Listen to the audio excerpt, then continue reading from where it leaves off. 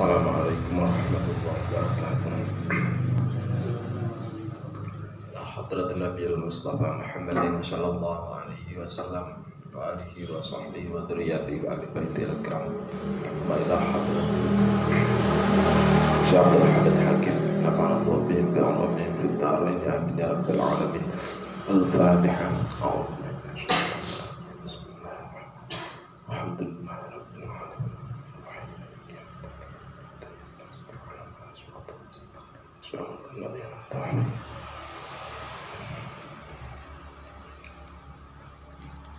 Bismillahirrahmanirrahim. Alhamdulillahi rabbil alamin. Wassalatu wassalamu ala asyrafil anbiya wal mursalin sayyidina maulana Muhammadin wa ala alihi wa sahbihi ajma'in. Amma ba'du. Ini yang analian. Bismillahirrahmanirrahim. Saya mana? Halaman 6.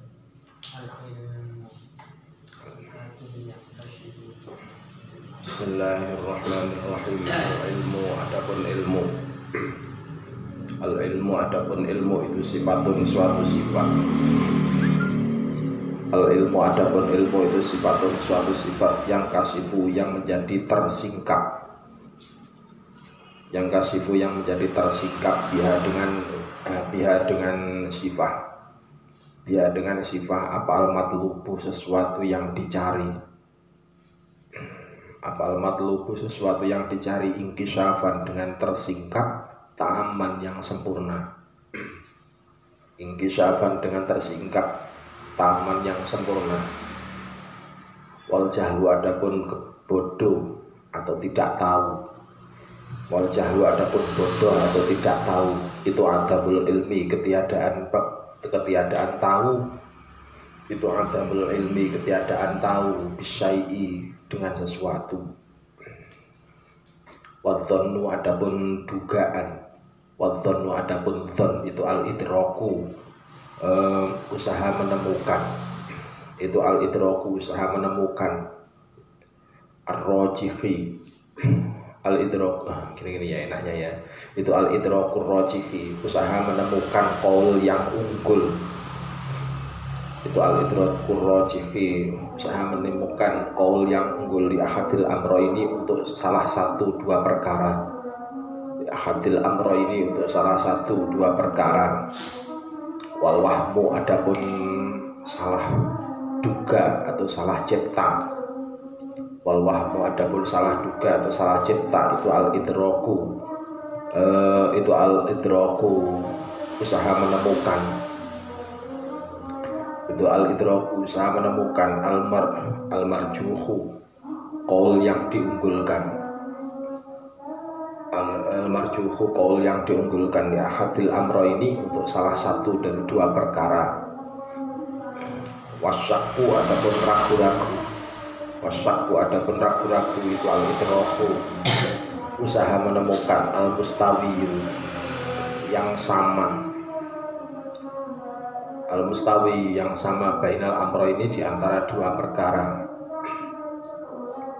Fattawaddudu fi qiyami zaidin wa nafyihi ala sawa'i syakkun. Fattawaddudu maka adapun mondar-mandir. Fattaraddudu maka adapun mondar-mandir fi qiyami zaidin di dalam berdirinya Zaid. Fi qiyami zaidin di dalam berdirinya Zaid. Wa nafyihi dan ketiadaannya qiyam. Wa nafyihi dan ketiadaannya qiyam. Alas sawa'i yang di atas sama. Alas sawa'i yang di atas sama itu syakkun ragu-ragu. Itu syakun ragu-ragu. Wa ma'arajihani dan adapun bersama dua perkara yang unggul. Wa ma'arajihani dan adapun bersama dua perkara yang unggul itu as-subutu keteguhan. Itu as-subutu keteguhan. Subut atau keteguhan. Wal intifa'u adapun ketiadaan. Wal intifa'u adapun ketiadaan rojhani. Wal intifa'u adapun ketiadaan rojhani itu dhonnun dugaan. Itu dhonnun kedugaan. Wa ma'amar juhin dan adapun bersama yang diunggulkan. Marjuhin dan adapun bersama yang diunggulkan fi ahadihima di dalam salah satu rojhani, fi ahadihima dalam salah satu rojhani itu wahmun salah duga, itu wahmun salah duga, itu salah cipta. Wal muradu adapun yang dikehendaki bil ilmi dengan ilmu.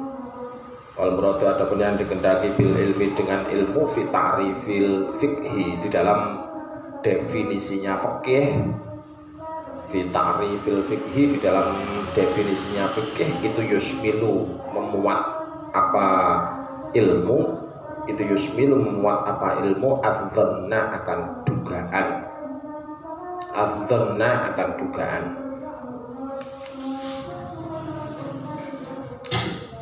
Dijelaskan apa?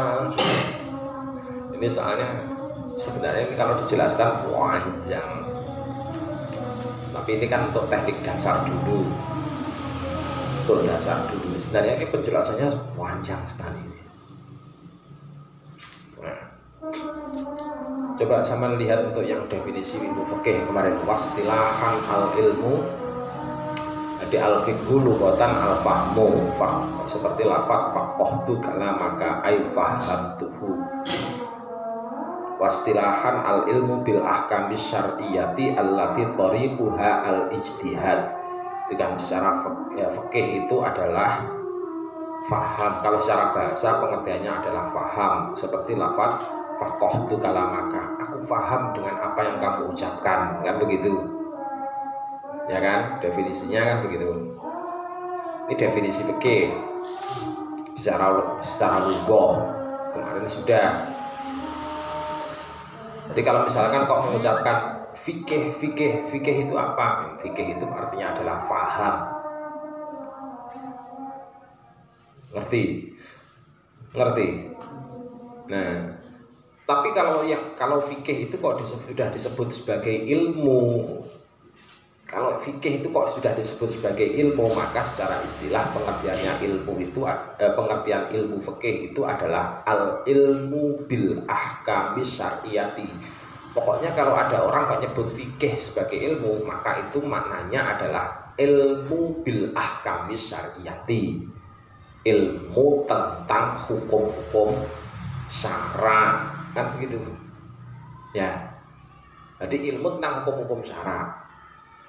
Nah, ilmu tentang hukum-hukum syara itu banyak jumlahnya. Ilmu tentang hukum-hukum syara itu banyak sekali jumlahnya. Ya, banyak sekali jumlahnya. Nah, untuk yang fikih itu fannya fan yang bagaimana? Fannya adalah allati tariquhal ijtihad. Yang jalannya itu, jadi yang penyusunannya itu adalah dilakukan dengan jalan ijtihad. Mencak ini kenapa ini? Jadi ilmu yang penyusunannya atau yang metodenya itu dicapai.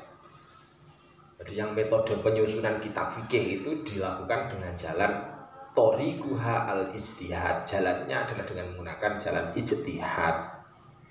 Nah, contohnya misalkan kal ilmu bi annan niyah fil wudu'i wajibatun. Nah, seperti misalkan kalau disebutkan di dalam kitab fikih, kalau dalam kitab fikih disebutkan bahwasannya ilmu hukumnya niat wudu itu hukumnya wajib apa sunnah. Nah, itu kalau misalkan kok disebutkan hukumnya adalah bahwasannya hukumnya adalah wajib. Wajib itu asalnya dari mana? Jadi hukum wajib itu asalnya dari mana? Kok bisa tahu-tahu kamu menyebut wajib? Itu hanya kata-katamu sendiri atau diperoleh dari mana? Nah, Nah, untuk menyebut itu tadi diperlukan dasar. Dasarnya ternyata dari mana? Wanah mudalikan nama al-ijtihadiyah. Qala Nabi innamal a'malu binniyat. Ternyata berangkatnya itu dari hadis innamal a'malu binniyat. Jadi wal wudu minal a'mal. Sementara wudu itu adalah bagian dari amal. Sementara amal, setiap amal, sempurnanya amal itu adalah kalau dilakukan dengan niat. Oleh karena itu akhirnya kemudian disimpulkan, oh karena wudhu itu adalah bagian dari amal. Satu. Sementara ada anjuran bahwasanya niat untuk melakukan sesuatu itu adalah tujuannya untuk kesempurnaan amal. Akhirnya kemudian disimpulkan karena wudhu adalah merupakan amal dan amal itu adalah merupakan amal ibadah. Akhirnya bagaimana supaya ibadah itu tujuannya adalah agar sempurna, maka kemudian dirumuskan bahwasanya niat wudhu adalah wajib. Niat wudhu adalah wajib. Itu pun sebenarnya masih belum cukup. Itu pun sebenarnya masih belum cukup. Belum cukup. Cukupnya terus kemudian dari mana? Cukupnya adalah karena wudhu itu selalu dibutuhkan untuk melakukan ibadah sholat. Artinya sholat itu sah kalau ada wudhu. Karena sholat itu hukumnya wajib, wudhu untuk melaksanakan sholat itu hukumnya juga menjadi wajib. Karena hukum wudhu menjadi wajib karena mau dipakai untuk sholat, maka kemudian niat wudhu itu hukumnya menjadi wajib. Jadi gitu. Jadi kesimpulan wajib itu bukan kemudian kok tanpa landasan. Jadi ada catolannya, ada dasarnya. Nah, itu tadi yang dinamakan dengan istilah ijtihad. Jadi itu tadi yang dimaksud dengan ijtihad. Nah, ilmu yang dimaksud, jadi ilmu yang disematkan di depan istilah ilmu fikih. Jadi ilmu yang didasarkan pada istilah ilmu fikih. Namanya ilmu itu apa? Ilmu itu sifatun yang kasifu bihal matlub ingkisafan taman. Yang ilmu itu adalah sesuatu yang dengannya itu bisa tersingkap sesuatu yang dicari atau sesuatu yang dituntut secara sempurna. Kalau masalah fikih itu masalah yang dibahas adalah masalah hukum-hukum syara. Misalkan hukumnya sholat itu bagaimana, jadi hukumnya sholat bagaimana, hukumnya wudhu itu bagaimana, hukumnya zakat itu bagaimana. Jadi kan yang dicari kan masalah hukum, ya kan? Jadi yang dicari adalah masalah hukum. Ya. Karena yang dicari adalah masalah hukum, maka usaha untuk mendapatkan hukum tadi itu dinamakan dengan istilah ijtihad. Pengetahuan total tentang masalah hukum tadi itu yang dimaksud dengan ilmu. Jadi ilmu itu adalah pengetahuan. Pengetahuan, jadi sifatun yang kasifu bihal matlub ingkisafan taman.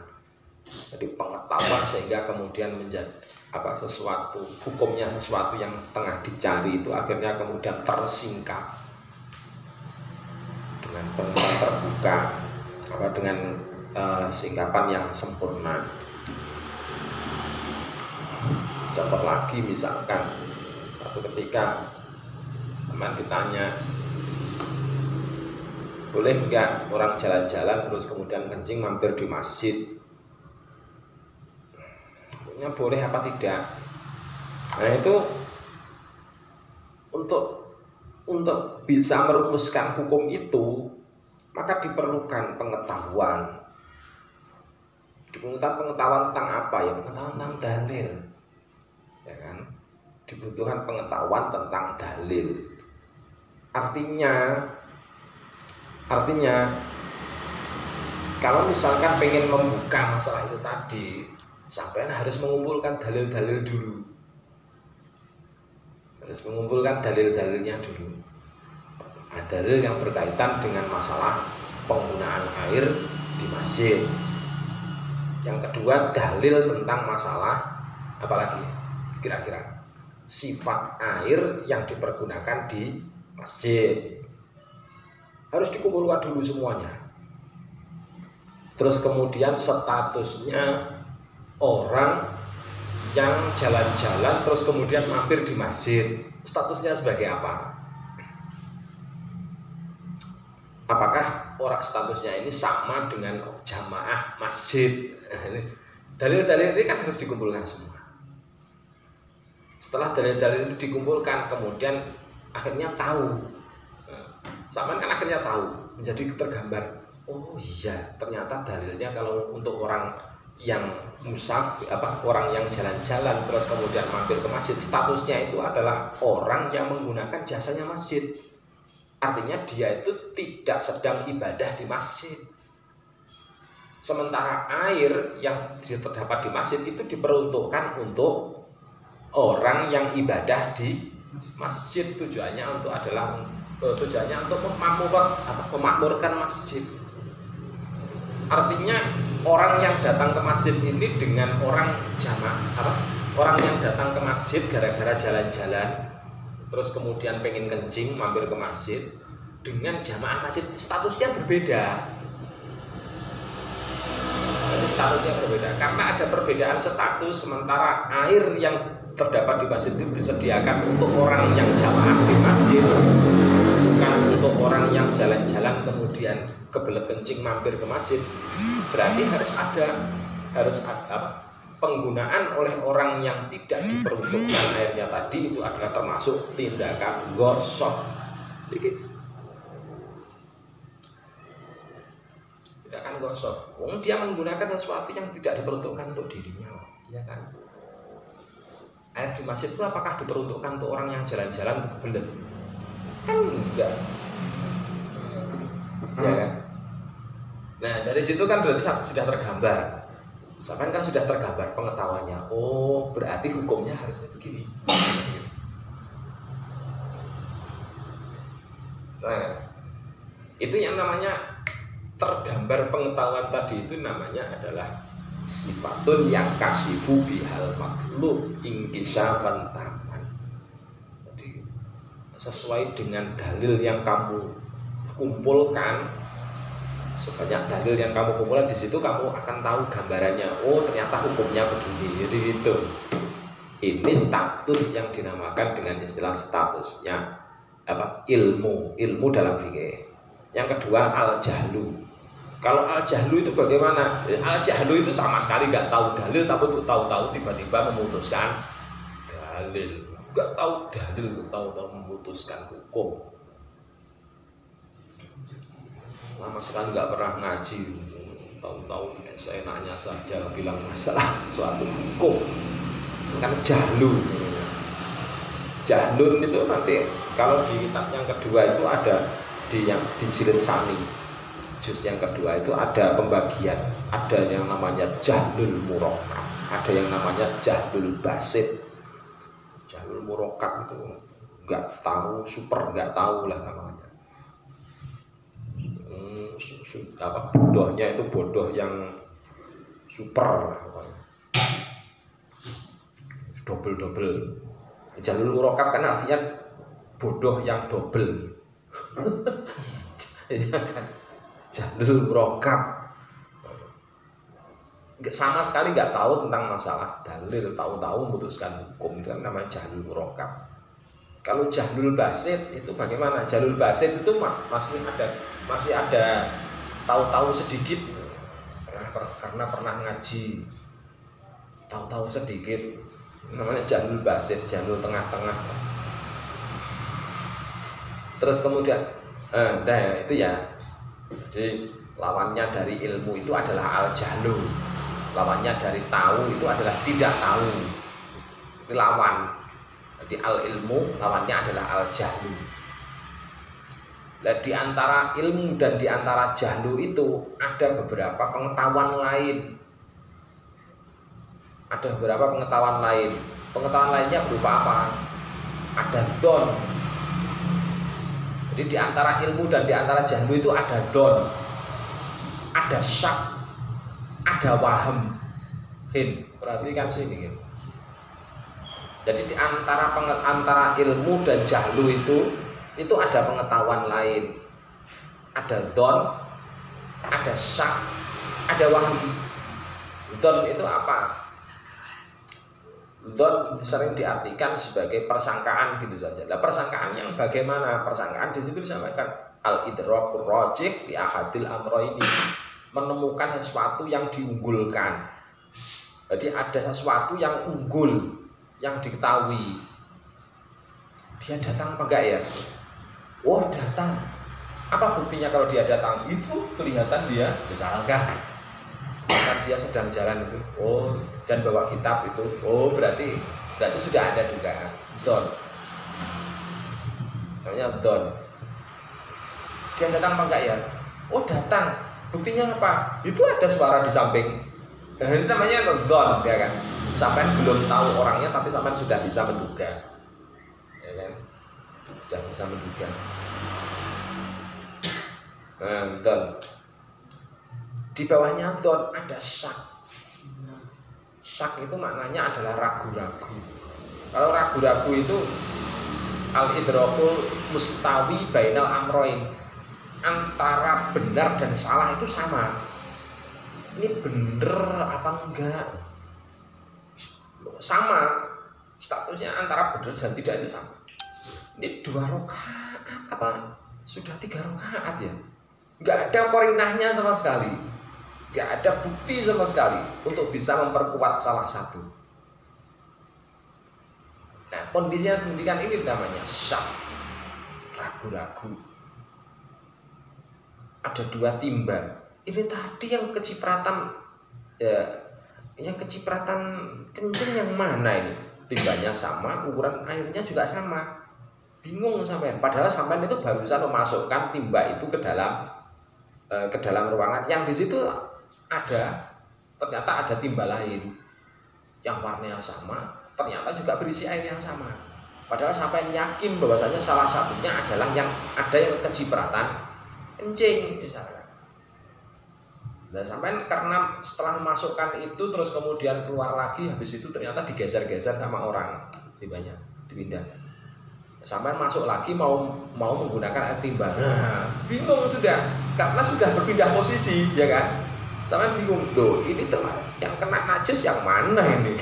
Bingung sampai akhirnya. Timba yang ini apa timba yang satunya lagi? Jadi kondisi yang demikian itu namanya syak, al-idrakul mustawi bainal amroin.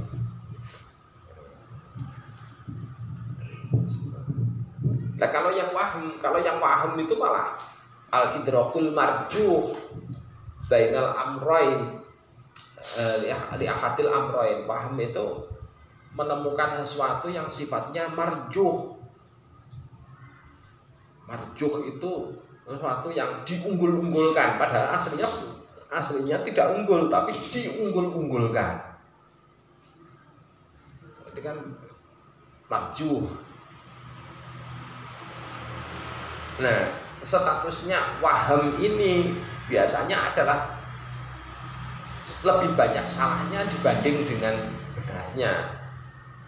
Jadi lebih banyak salah dibanding benar.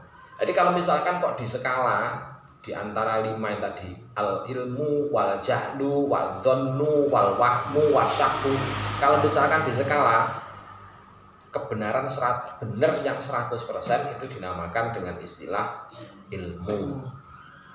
Benar yang antara 99% sampai dengan 51% itu namanya adzannu. Sama tulis, dijelaskan kayak gini sama tulis. Jadi benar yang 100% itu namanya adalah al-ilmu. Jadi al-ilmu benar yang antara 99% sampai dengan 51% itu adalah adzannu. Al-dzannu. Terus kemudian yang 50%-nya Jadi 50-50 gampangannya. Antara benar dan salah kok 50-50. Itu disebut dengan asyak. Jadi yang benar yang sifatnya 50-50 antara benar dan salah. Itu namanya asyak. Terus kemudian kebenaran di bawahnya 49% sampai dengan 1%. Jadi kebenaran yang tarafnya itu 49% sampai dengan 1%. Itu disebut dengan istilah waham. Itu disebut dengan istilah waham. Terus kemudian kebenaran yang sifatnya 0% itu namanya al-jahlu. Namanya al-jahlu. Nah ini nanti kalau dalam kitab yang lebih luas ini masih bisa diperinci lagi. Jadi bisa diperinci lagi. Oh kebenaran yang tarafnya 75% ke atas itu nanti masuk as-sahih. Nah, misalkan ada nanti ada. Jadi nanti dari situ itu kalau misalkan kok dalam kitab yang lebih luas nanti ada pembagian lagi kaulnya ada al-ashah, al-azhar, al-arjah. Ada pembagian-bagian lagi. Jadi kamu itu jangan puas kalau sudah masih ngaji kitab gini aja. Kamu sudah puas. Saya sudah ahli fikih. Oh, kitabnya masih kitabmu itu loh, kamu sudah masuk di Inggris ini. Itu loh ada 3 kitab muwafaqat yang belum pernah kamu kaji kan. Ada itu kitab muwafaqat. At-tatbiqah fil usul fikih itu juga ada ya. Itu belum kamu kaji. Kalau kamu sudah ngaji itu dan sudah pinter, nah baru kamu bilang kalau kamu dirimu itu alim. Masih ngaji kitab Mabadi Awaliyah sudah bilang saya ahlinya usul fikih, diketawain sama semut kamu. Fatarot dudu fikya min zaidin wa naf'ihi ala sawa isyakun. Nah, ini sama dengan kayak jadi modal-modal ragu-ragu antara kondisi ini bener Zaid ini berdiri apa tidak sekarang kondisinya. Kok kan nggak ada korinah sama sekali, nggak ada berdiri nggak ada petunjuk sama sekali yang bisa menguatkan iya sekarang dia berdiri. Nah, kondisi ini kan namanya sak, sama dengan kondisi timba yang sudah digeser tadi. Yang cipratan kencing yang mana? Kalau wa ma'arajhani as-subut, kalau misalkan kok tahu, jadi tahu yakin bener bahwasannya ini loh yang kena najis, jadi yakin bener ya. Seperti itu namanya as-subut. Namanya adalah as-subut. Jadi keteguhan, yakin bener, namanya adalah as-subut. Jadi kalau misalkan sampai itu kalau sudah mendapati bahwasannya di fikih itu sering dikatakan dengan istilah jazima, sering ada istilah sabata atau sabitun. Jadi sifatnya bagaimana sampai sudah bisa mengetahui. Oh kualitas kaulnya ini berarti rojahan. Jadi kaulnya itu adalah rojahan. Artinya yakin bener. Banyak kan yang diketahui seperti itu. Artinya yakin bener. Kalau lazimun sedikit agak di bawahnya. Ada hubungan ikatan, nah itu ada sedikit di bawahnya. Jadi jazima sabitun itu termasuk contoh dari pernyataan seperti ini. Jadi pernyataan bahwasannya musannif itu tahu bener ini loh hukumnya gini harusnya. Kalau nggak gini berarti salah. Jadi gitu. Kalau musannif sudah menyatakan sabitun, subutun, lazimun, jazima, itu jazima maksud salah. Nah, terus kemudian al-intifa Kalau misalkan kok tidak ada sedikit penurunan dari taraf rojahan, jadi ada sedikit keraguan, tetapi kaul yang ada itu menunjukkan bahwasanya hukumnya harusnya begini loh. Nah, ada kaul yang menunjukkan khilafnya itu ada, tapi cuman dari musannifnya menyatakan bahwasanya ini loh kaulnya yang benar itu. Nah, kaulnya pernyataannya dari musannif tadi itu disebut dengan istilah dzon. Jadi tarafnya taraf dugaan. Dan ilmu fikih itu tarafnya adalah taraf dzon. Jadi dzonni ilmunya adalah ilmu dzonni, ilmu fikih itu. Jadi wal muradu bil ilmi fi ta'rifil fikhi yusbilul dzon. Jadi yang dimaksud dengan ilmu kalau dalam fikih itu adalah yusbilul dzon. Pengertiannya adalah pengertian dzonni. Artinya bagaimana kalau pengertian dzonni? Ada kemungkinan kaul lain yang menyatakan kebalikannya, jadi begitu. Jadi ada kemungkinan kaul lain yang menyatakan kebalikannya. Kan kebenarannya berapa? Yang dzon tadi antara 99% sampai dengan 51%. Berarti ada dugaan di baliknya itu 49% qaul dhaif yang menyatakan bahwasannya hukumnya adalah kebalikannya. Itu.